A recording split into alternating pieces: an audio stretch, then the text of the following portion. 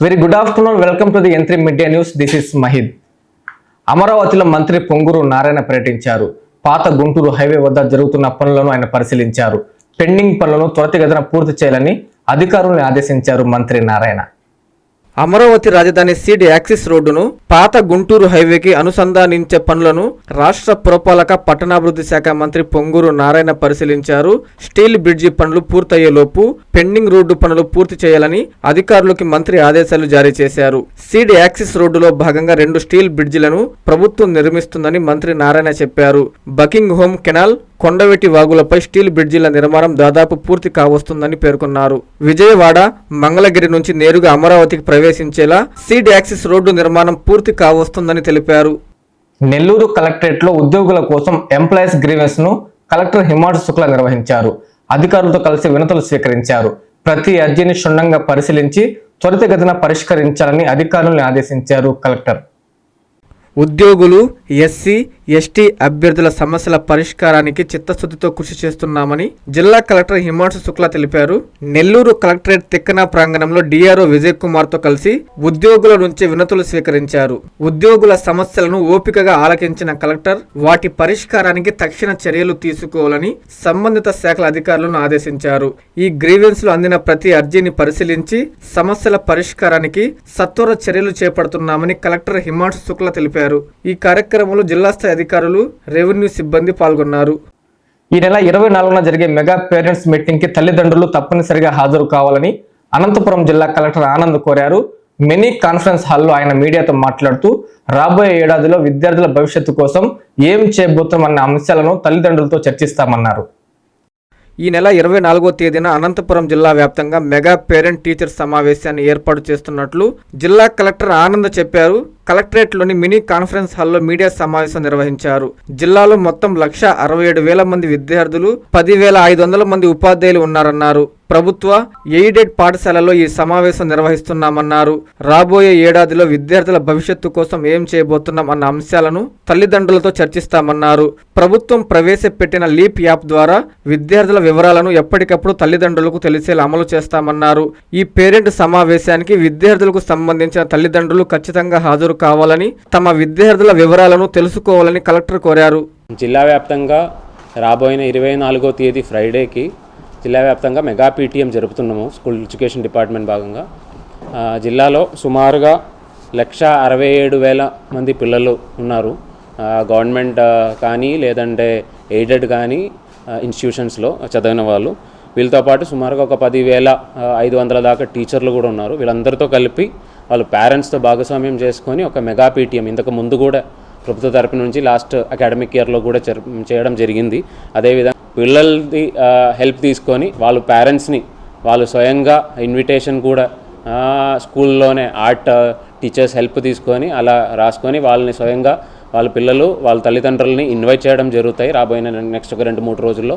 అదే కాకుండా అక్కడ దానికి మినిట్ టు మినిట్ ప్రోగ్రామ్ కూడా గవర్నమెంట్ తరపు నుంచి ఇవ్వడం జరిగింది.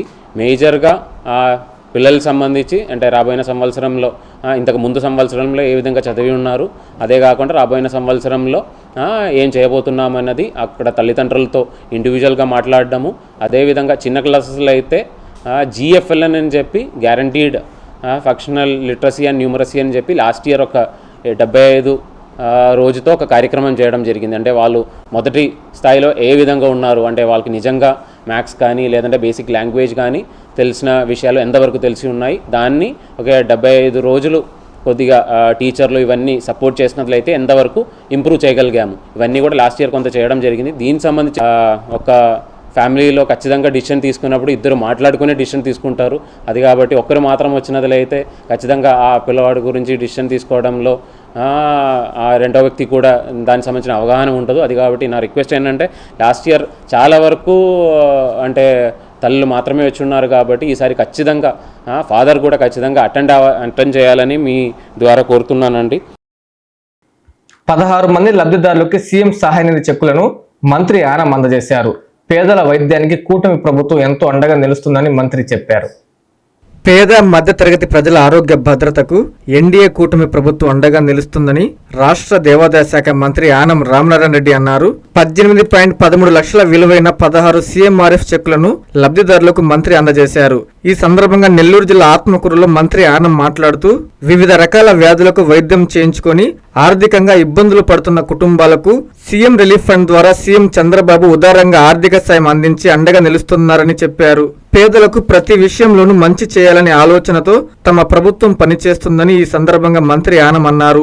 ఈ కార్యక్రమంలో టీడీపీ నేతలు తాళ్ళూరు గిరినాయుడు, మెట్టుకూరు కృష్ణారెడ్డి, మహిళా నేత మల్లు స్వాతిరెడ్డి, పలువురు ప్రజాప్రతినిధులు తదితరులు పాల్గొన్నారు. రానున్న స్థానిక సంస్థల ఎన్నికల్లో క్లీన్ స్వీప్ చేయడమే మన లక్ష్యమని ఎంపీ వేమిరెడ్డి ప్రభాకర్ రెడ్డి కార్యకర్తలకి పిలుపునిచ్చారు. వరికుంటపాడులో జరిగిన రోడ్డు ప్రారంభోత్సవంలో ఆయన పాల్గొని ప్రసంగించారు. ఉదయగిరి నియోజకవర్గాన్ని అభివృద్ధి, ఉపాధి అవకాశాల కేంద్రంగా తీర్చిదిద్దేందుకు కూటమి ప్రభుత్వం కృషి చేస్తుందని నెల్లూరు ఎంపీ వేమిరెడ్డి ప్రభాకర్ రెడ్డి తెలిపారు. నెల్లూరు జిల్లా వరికుంటపాడు మండలం కాకులవారిపల్లిలో 1.67 కోట్ల వ్యయంతో నిర్మించిన రోడ్డు ప్రారంభోత్సవం ఘనంగా జరిగింది. స్థానిక ఎమ్మెల్యే కాకర్ల సురేష్, టీడీపీ జిల్లా పార్టీ అధ్యక్షులు బీదా రవిచంద్ర, రాజ్యసభ సభ్యులు భాష్యం రామకృష్ణ, కనిగిరి ఎమ్మెల్యే ముక్కు ఉగ్ర నరసింహారెడ్డి, పెదకూరపాడు ఎమ్మెల్యే భాష్యం ప్రవీణ్, డిప్యూటీ మేయర్ రూప్ కుమార్ యాదవ్లతో కలిసి ఆయన రోడ్డును ప్రారంభించారు. ఈ సందర్భంగా సభలో ఎంపీ మాట్లాడుతూ గ్రామీణాభివృద్ధిలో రహదారులు కీలక పాత్ర పోషిస్తాయని పేర్కొన్నారు. రానున్న స్థానిక సంస్థల ఎన్నికలను దృష్టిలో ఉంచుకొని పార్టీ శ్రేణులంతా సమన్వయంతో పనిచేయాలని ఎంపీ పిలుపునిచ్చారు. అనంతరం పలువురు మాట్లాడారు. ఈ కార్యక్రమంలో నియోజకవర్గ కూటమి శ్రేణులు, ప్రజలు పాల్గొన్నారు. మీరు చూస్తున్నారో లేదో, 20 గంటలు 24 గంటలు ఆయన 20 గంటలు ప్రజలు మనం ఏం చేయగలుగుతాం, ఎట్లా బాగుపడాలా, పేద ప్రజలకి ఏం చేస్తే బాగుంటారు అనే ఉద్దేశం తప్పక వేరే ఉద్దేశమే లేదు. ఈరోజు ఢిల్లీలో వచ్చారంటే మీరు నమ్మతారో నమ్మరో, ఒక్కొక్క మంత్రి దగ్గర పని ఇందాక 1-2 గంటల కూర్చొని ఆయన ఏ పనితో వస్తాడో అవి పూర్తి చేసుకొని ఈరోజు మీ రోడ్లు కానీ ఇటువంటివన్నీ ఆయన వచ్చి ఢిల్లీలో కూర్చుంటేనే ముందు సాగుతున్నాయి. ఒక ఎంపీగా నేను పోయి రిప్రజెంటేషన్ ఇచ్చినా సరే అంటారే కానీ మన పని కావాలంటే మన ముఖ్యమంత్రులు ఎప్పుడు ఢిల్లీ వస్తారో ఆయనతోనే ఒకసారి కానీ ఆ మంత్రులకు కానీ కన్సర్న్ ఎవరుంటే వాళ్ళు సెక్రటరీలు కానీ ఒక మాట చెప్పిస్తే గౌరవంగా మన పనులు అవుతున్నాయి. సో ఈరోజు ఈ గ్రామానికి రావడం, అట్టే వెంగమామ గుడి కూడా ఇప్పుడు దర్శనం చేసుకోబోతున్నాను. చాలా సంతోషం. మన రాజ్యసభ ఎంపీ గారిని కూడా కలవగలిగాను. అట్నే ఉగ్ర చెప్పినట్లు కనిగిరి కూడా ఖచ్చితంగా వస్తాను. మాజీ మంత్రి కాకాని గోవర్ధన్ రెడ్డి పోలీసులు కూటమి పాలనపై చేసిన వ్యాఖ్యల్ని ఎమ్మెల్యే సోమిరెడ్డి చంద్రమోహన్ రెడ్డి తీవ్రంగా ఖండించారు. మనుబులలో చోరీలు జరిగింది వాస్తవమేనని, అయితే దొంగల్ని కాకాని వెనకేసు రావడం సిగ్గుచేటన్నారు. ఎస్పీ ఎవరి మాట వినరని, ఎవరినైనా తాట తీస్తారని చెప్పారు. అందుకే ప్రత్యేకంగా నెల్లూరుకి ఆమెను పంపించారన్నారు. నెల్లూరులో ఆయన మీడియాతో మాట్లాడుతూ కాకాని చేసిన పాపాలు పండే రోజు వచ్చేసిందని ఘాటు వ్యాఖ్యలు చేశారు సోమిరెడ్డి. 10వ తేదీ తీసుకొని వచ్చింది, 12వ తేదీ వదిలిపెట్టింది, సీసీ కెమెరాల్లో మొత్తం రికార్డ్ అయింది. ఈయన సర్వేపల్లి వైసీపీ జిల్లా అధ్యక్షుడు నిన్న స్టేట్మెంట్ లాకప్ డెత్ అన్నాడు, ఈరోజు పోలీసులు ఒత్తిడి వల్ల చనిపోయినాడు అన్నాడు. ఆ ముద్దాయిల్ని పక్కన పెట్టించుకొని మాట్లాడాడు. ముద్దాయిలు ఏం చెప్పారు, మేము ఒప్పుకున్నాము, దొంగతనం చేసింది నిజమే, నేను ఒప్పుకున్నామని చెప్పారు. నువ్వు దొంగల్ని పక్కన పెట్టుకొని మాట్లాడావు, ఎస్పీని నోటికి వచ్చినట్టు మాట్లాడుతుండవు, పోలీసుల్ని నువ్వు ఏ ఇష్యూ నీ పార్టీ ప్రోగ్రామ్ చేసినా పోలీసుల మీదకి పోతుండవు, నువ్వు కండిషన్ బెయిల్లో ఉండవు. నేను ఒక్క మాట అడుగుతాను, ఏడుకొండలు చనిపోవటం మాకెవరికి ఇష్టం లేదు, దాంట్లో మేమెవరూ సంతోషపడం. కానీ పోలీసుల వల్ల చనిపోలేదు. పోలీసులు కొట్టి లాకప్ డెత్ కాదు, బయటకు వదిలేసేసినారు. 3 ముద్దాయిలను వదిలేసేసినారు. మళ్ళీ ఇప్పుడేం మాట్లాడతాడు కాకాని గోవర్ధన్ రెడ్డి, ఆ పోలీసులు ఒత్తిడి వల్ల చనిపోయినాడు అంటాడు. ఏం మాట్లాడుతున్నాడు అర్థం కావటంలా. ఎస్పీని పంపించిందే దానికోసం. ఈ రౌడీ షీటర్లు ఈ దుర్మార్గులు నుంచి నెల్లూరు జిల్లాలో ప్రజల్ని కాపాడాలనే ఉద్దేశంతో ఆమెను పంపించినారు. నువ్వేం మాట్లాడుతున్నావు అర్థం కావటం లేదు. నేను ఒక్కటి అడుగుతున్నా కాకాని గౌతమ్ రెడ్డిని, అంటే నువ్వు చెప్పేది దొంగతనాలు, మోటార్లు, ట్రాన్స్ఫార్మర్లు, కాపర్ వైర్లు, బంగారు గొలుసులు పోయినా పర్వాలేదని చెప్పేసి నువ్వు చెప్తుండవా అని అడుగుతుండా. అతను ఏడుకొండలు చనిపోవటం మాకు బాధే. వాళ్ళ భార్య బిడ్డలు వాళ్ళ మీద డిపెండ్ అవుతారు. నెల్లూరు జిల్లా రాజకీయాలకి స్టాల్వార్డ్స్ నెల్లూరు జిల్లాకి చెడ్డ పేరు తెచ్చిన రాజకీయ నాయకుడు ఎవరన్నా ఉన్నారంటే నువ్వు ఉండవు. నువ్వు చేసిన పాపాలు, నువ్వు చేసిన దుర్మార్గాలు, నువ్వు చేసిన భూముల కుంభకోణాలు ఇంకెవరు చేయలే. ఇంత బరి తెగించి ఎవరు చేయలే. ఈరోజు పోలీసు ఒక పద్ధతి, సీసీ కెమెరాలు పెట్టి, మీరు కావాలనుకుంటే నేను ఒకటి చెప్తుండా, మళ్ళీ ఆ సీసీ కెమెరాలు చూసుకోండి, పోయి పోస్ట్మార్టం రిపోర్ట్ చూసుకోండి. ఆ బాడీ తగలబెట్టుకుని ఉంటే మళ్ళీ కావాలంటే రీపోస్ట్మార్టం చేయించుకోండి. పోలీసులు కొట్టి చనిపోయినారని తెలిస్తే ఇమ్మీడియట్గా అందరినీ సస్పెండ్ చేయమని చెప్పేసి నేనే హోమ్ మినిస్టర్తో మాట్లాడతా, డీజీపీతో మాట్లాడతా. మేము స్పేర్ చేయము. కాకాని చేసిన పాపాలు పండే రోజు వచ్చేసింది. నూతనంగా నియమితులైన అంగన్వాడీ కార్యకర్తలు, హెల్పర్లకు మంత్రి ఆనం నియామక పత్రాలు అందజేశారు.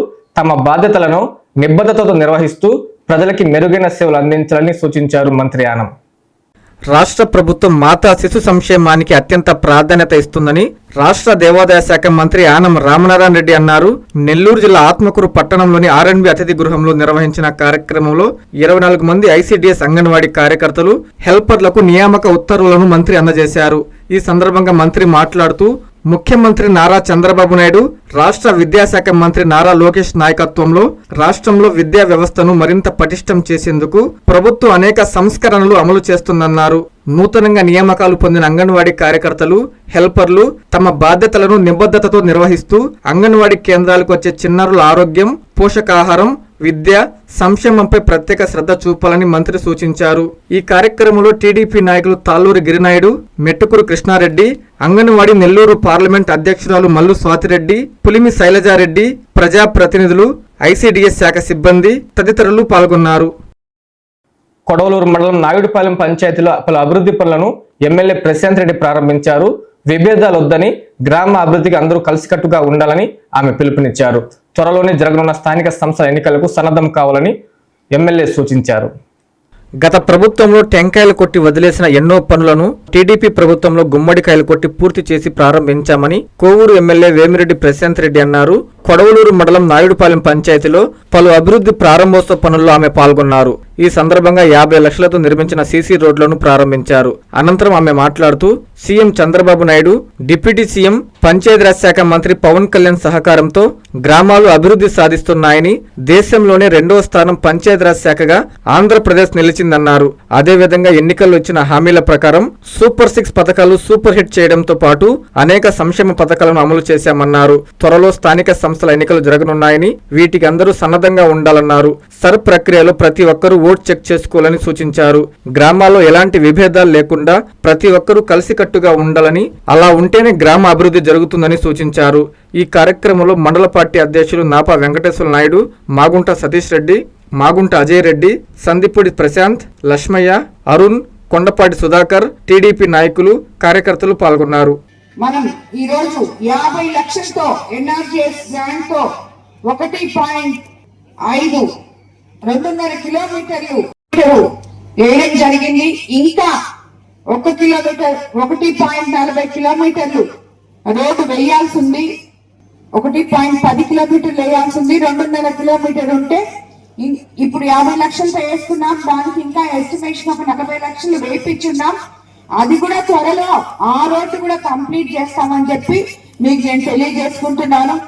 అలాగే మన కూటమి ప్రభుత్వంలో గ్రామీణ ప్రాంతాలకి ఎంత ముఖ్యమైన అభివృద్ధి పనులు జరగాలి అని చెప్పి మన ముఖ్యమంత్రి చంద్రబాబు నాయుడు గారు, అలాగే ఉప ముఖ్యమంత్రి పంచాయతీరాజ్ మినిస్టర్ పవన్ కళ్యాణ్ గారు ఆలోచిస్తారో మీకు అందరికీ తెలుసు.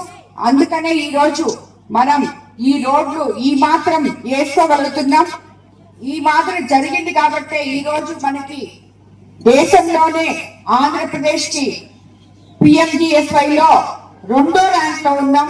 గతంలో 19వ ర్యాంక్ లో ఉన్నాం, ఈ రోజు మనం 2వ ర్యాంక్ లో ఉన్నాం. రోడ్లు వేసుకున్న ఈ నాణ్యతని బట్టి. అట్లాగే కోవూరులో గత ప్రభుత్వాలు టెంకాయ కొట్టి వదిలేసిన ప్రతి పనిని ఈ రోజు మనం గుమ్మడికాయ కొట్టి ప్రారంభోత్సవాలు చేసుకుంటున్నాం. దానికి నిజంగా కూడా చాలా మన ప్రభుత్వం ఎంత అండగా ఉందో అభివృద్ధి పదంలో మీరందరూ తెలుసుకోవాలి. విద్యార్థినులందరూ ఆత్మవిశ్వాసంతో ధైర్యంగా జీవితంలో ముందుకు సాగాలని జిల్లా లోక్ అదాలత్ జడ్జి పద్మశ్రీ పిలుపునిచ్చారు. సంఘంలోని బాలికల గురుకుల పాఠశాలను ఆమె సందర్శించారు. చట్టాలపై విద్యార్థులకు అవగాహన కల్పించారు.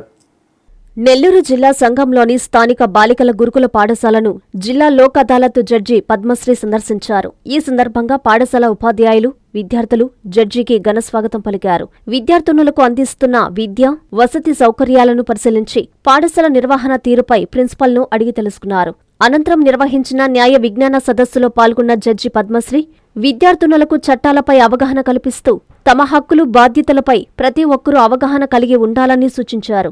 మహిళల రక్షణకు సంబంధించిన చట్టాలు, బాలికల హక్కులు, ఉచిత న్యాయ సహాయం పొందే విధానాలపై వివరించి విద్యతో పాటు చట్టపరమైన అవగాహన కూడా ఎంతో అవసరమని చెప్పారు. సైబర్ నేరాల పట్ల అప్రమత్తంగా ఉండాలని సూచించారు. ఆత్మవిశ్వాసంతో ధైర్యంగా జీవితంలో ముందుకు సాగాలని విద్యార్థినులకు సూచించారు. ఈ కార్యక్రమంలో పాఠశాల ప్రిన్సిపల్, ఉపాధ్యాయులు, సిబ్బంది పాల్గొన్నారు. వాటిని ఎట్లా మనము వాటి నుంచి ఎలా కాపాడుకోవాలి మనం. అలాగే మన కాన్స్టిట్యూషన్ అందరికీ తెలుసు కదా, రాజ్యాంగం వచ్చిందా మీకు లెసన్స్లో? కాన్స్టిట్యూషన్లో మన రైట్స్ ఏంటి, అలాగే చైల్డ్ మ్యారేజెస్, వీటి గురించి మీకు క్లుప్తంగా చెప్తాను నేను. ముఖ్యంగా మనకి ఫండమెంటల్ రైట్స్ ఉన్నాయి. ఏంటి ఆర్టికల్ ఎక్కడి నుంచి ఇక్కడ వరకు తెలుసా? ఆర్టికల్ చెప్పండి. అదే ఏ ఆర్టికల్ నుంచి? Article 1 to 35 deals with fundamental rights. మనకి రైట్స్ ఉన్నాయి మన భారత రాజ్యాంగం ప్రకారం. మన భారతదేశంలో పుట్టిన ప్రతి ఒక్కరికి మనకి చాలా రైట్స్, ఫండమెంటల్ రైట్స్ ఉన్నాయి. అదే మన చట్టాల పట్ల ప్రతి ఒక్కరికి అవగాహన అనేది ఉండాలి, అంతేనా? చదువుతో పాటు చట్టాలు కూడా, అంటే కొన్ని వేల చట్టాలు ఉన్నాయి మనకి. అన్ని ఈ చట్టాలు ఎన్నున్నా కూడా మనకంటూ మనం అవేర్నెస్ అనేది కలిగించుకోగలగాలి. ఏదైనా సరే అవేర్నెస్ ఉన్నప్పుడే ఈ సైబర్ క్రైమ్స్ తగ్గుతాయి. ఎందుకంటే బ్యాంకులు ఇప్పుడు ఇంతకుముందు చెప్పినట్టు మన అకౌంట్స్, ఈవెన్ మన పాస్వర్డ్ కలుపుకొని మన బ్యాంక్లో ఉన్న అకౌంట్స్ కూడా, అమౌంట్స్ కూడా డ్రా చేసుకునే అంత హై లెవెల్లో ఉన్నారు వాళ్ళు. సో ఆ సైబర్ క్రైమ్స్ నుంచి మన నెక్స్ట్ ఒక పోర్టల్ కూడా ఉంది మనకి, నేషనల్ సైబర్ క్రైమ్ పోర్టల్ అని సపరేట్గా ఉంది మనకి. ఆ పోర్టల్ ప్రకారం ఆ పోర్టల్లో కూడా మనం కంప్లైంట్ చేసుకోవడానికి వీలు అవకాశం ఉంది. దౌర్జన్యంగా తన ప్రహరీ గోడను కూల్చారని బాధితుడు పోలీసులకు ఫిర్యాదు చేశాడు. అడ్డుకునేందుకు వెళ్లిన తమను చంపేస్తామని బెదిరిస్తున్నారని వాపోయారు. పోలీసులు వెంటనే స్పందించి తమకు న్యాయం చేయాలని వేడుకుంటున్నాడు బాధితుడు చలపతి. ఈ సంఘటన మైసూరు వారిపల్లిలో చోటు చేసుకుంది. తిరుపతి జిల్లా రైల్వే కోడూరు మండలం మైసూరి వారిపల్లి పంచాయతీ పరిధిలోని సర్వే నెంబర్ 2085/1లో ఉన్న 6.73 ఎకరాల భూమిలో నిర్మించిన ప్రహరీ గోడను మంగంపేటకు చెందిన ఓ నాయకుడు కొంతమందితో కలిసి దౌర్జన్యంగా కూల్చివేశాడని బాధితుడు చలపతి పోలీసులకు ఫిర్యాదు చేశారు. ఇటీవల కూడా భూమిలో అక్రమంగా ప్రవేశించడంతో పోలీసులకు ఫిర్యాదు చేయగా కేసు నమోదు చేసినట్లు తెలిపారు. గురువారం ఎవరూ లేని సమయంలో భూమిలోకి ప్రవేశించి ప్రహరీ గోడను కూల్చివేశారని ఆరోపించారు. అడ్డుకునేందుకు వెళ్లిన తమ వారిని చంపేస్తామని బెదిరించినట్లు పేర్కొన్నారు. ఈ ఘటనపై తగిన చర్యలు తీసుకోవాలని పోలీసులను కోరినట్లు తెలిపారు. గుణపాటి రామయ్య, గుణపాటి కేసులుగా ఉన్నప్పుడు వాళ్ళ దగ్గర ఒక సోపేట కొన్నాము.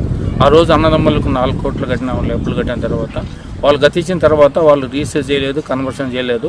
వాళ్ళ కొడుకులు ఇద్దరిని, వాళ్ళ ఇద్దరు భార్యలను పిలిపించుకొని మళ్ళా చేసుకొని సపరేట్ చేసుకుని 90 లక్షలు రాయుడైన వ్యక్తికి కట్టాము. వాళ్ళ అమ్మ సంతకం పెట్టాడు. మిగతా లెక్క రామయ్యలకు కట్టినాము. వాళ్ళు మొత్తం మాకు ఇచ్చేసారు. వాళ్ళు పోయింది. ఇప్పుడు రామయ్య కేసు చంద్రాయుడు వాళ్ళ అమ్మ, వాళ్ళ కూతురు, వాళ్ళ భార్య మాకు 70 లేదు, ఫేక్ డాక్యుమెంట్ అని వాళ్ళు కోర్టులో మాకు ఇంజక్షన్ వచ్చి అదే వెకెట్ అయింది. దౌర్జన్యంగా వచ్చి మన్సలు చేసుకొచ్చి 20 మంది అంటే పగరు కొట్టారు. నేను వచ్చే తరపులో మా వాళ్ళు వంద గొద్దులు అన్నారు. చంపాలని వేధించి, చంపుతామని వేధించి వాళ్ళు దౌర్జన్యం చేస్తున్నారు. ఇది కోడూరు ప్రజలందరూ కూడా దీన్ని గుర్తించి న్యాయం అయితే మీరే పగలగొట్టాలని చెప్పి మా వాచ్మెన్ చెప్తే నేను కారులో వచ్చి 20 మంది ఉన్నారు, చంపుతాను వేధించి నేను తీసిన పోయి రాయుడు భార్య, రాయుడు కూతురు, రాయుడు కొడుకు నలుగురు, ఇంకా కొంతమంది ఉన్నారు. వాళ్ళ 40 మంది నేను కంప్లైంట్ ఇచ్చాను. తిరుపతిలో జర్నలిస్టులపై దాడి హేయమైన చర్య అని వెంకటగిరి ఏపీజేఎఫ్ నాయకులు ఆవేదన వ్యక్తం చేశారు. దాడికి పాల్పడ్డ వారిపై చట్టపరమైన కఠిన చర్యలు తీసుకోవాలని వారు డిమాండ్ చేశారు. తిరుపతిలో సోమవారం జర్నలిస్టులపై జరిగిన దాడిని వెంకటగిరి ఏపీజేఎఫ్ నాయకులు, జర్నలిస్టులు తీవ్రంగా ఖండించారు. ఈ సందర్భంగా వారు రెవెన్యూ కార్యాలయంలో తహసీల్దార్ శిరీషకు వినతి పత్రం అందజేశారు. రాష్ట్ర వ్యాప్తంగా జర్నలిస్టులపై దాడులు ఖండించాలంటూ నినాదాలు చేశారు. జర్నలిస్టులపై దాడి చేసిన వారిపై చట్టపరమైన చర్యలు తీసుకోవాలని కోరారు. ఈ సందర్భంగా సీనియర్ జర్నలిస్టు ఆలీ మాట్లాడుతూ, ప్రజాస్వామ్యానికి 4వ స్తంభమైన జర్నలిస్టులపై దాడులు జరగడం అత్యంత దురదృష్టకరమని అన్నారు. దాడికి పాల్పడిన వారిపై కఠిన చర్యలు తీసుకొని భవిష్యత్తులో ఇలాంటి ఘటనలు పునరావృతం కాకుండా ప్రభుత్వం తగిన చర్యలు చేపట్టాలని డిమాండ్ చేశారు. ఈ కార్యక్రమంలో ఏపీజేఎఫ్ జిల్లా joint secretary Kalapati Srinivas, senior journalist Subbarao, Deenababu, Chiranjeevi, Srihari, Suresh, Koteswararao, Veeraswamy, journalist మిత్రులు పాల్గొన్నారు. ఈ వార్తలు ఇంతటితో సమాప్తం. నమస్కారం.